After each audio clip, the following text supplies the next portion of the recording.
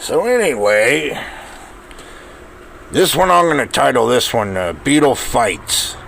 Here are a couple of documented arguments, fights the Beatles had that are maybe a little humorous, maybe a little sad. We shall see. So anyway, first fight that I know of is John and Paul bitterly arguing in Paul's living room. And I don't know what they were arguing about exactly. Probably business, because I think by this time they were running their own company and all this, and this was a lot of pressure. And so anyway, there is a painting that Paul had received from John.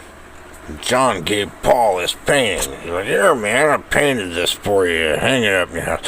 Well, I think it was just like sitting on or maybe it was on the wall, but it might have just been propped up somewhere, like against the wall. He'd just given it to him probably pretty recently. And so anyway, what did John do? John was very angry, and John just put his boot right through the painting.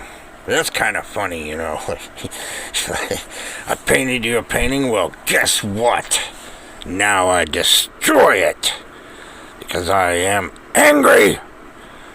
So John showed his fury. John was a very violent man underneath the peace and love facade, and that's another story for another time. But there are many stories going back to his youth about John.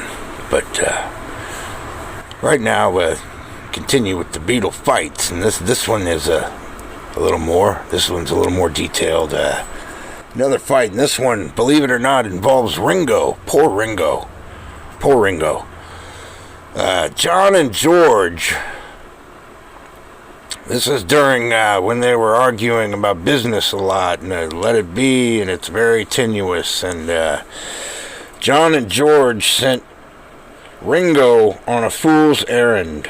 They wanted Paul to delay releasing his solo album. See, they knew the Beatles were done. They knew it was over, but they wanted Paul to release his album after they released Let It Be. They'd already broken up, but nobody knew.